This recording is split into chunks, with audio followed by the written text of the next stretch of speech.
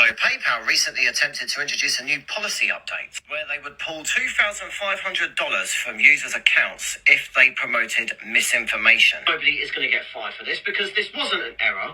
The only error that happened was that you did it too quickly. Give it a couple of months or a year and you'll try and sneak something like this in again, but it will be worded different. I'm starting to think I might be able to predict the future. If you haven't worked it out yet, they've done it again. Exactly the way I said they would, but they did it a lot quicker than I thought.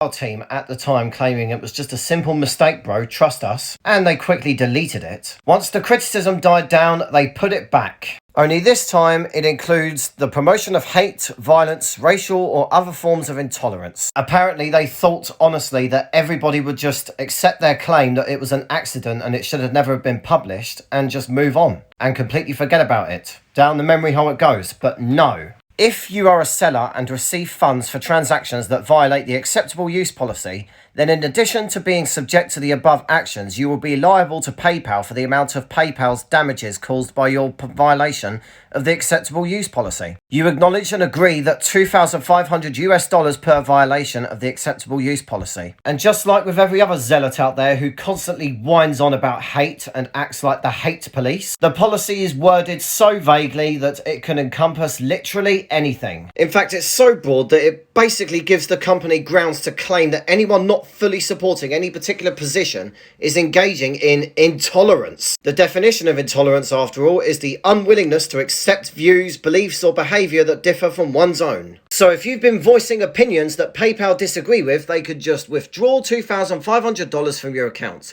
And if you don't have $2,500 sitting in your PayPal account, guess where it comes from? Oh yeah, your bank account. And if you don't have it, go straight into your overdraft. It's getting to a stage now where these guys are just taking the piss. They cannot be trusted. I deleted my PayPal account weeks ago because the second you get payment processors or banks going down this, frankly, Orwellian line of acting like a social credit system, you've basically burned a bridge. You are no longer trustworthy to hold my money. They will probably, without a doubt, come back out and say, oh my God, this was a mistake. We didn't mean to do it. We swear, guys, it was a mistake. We don't know how it got in there.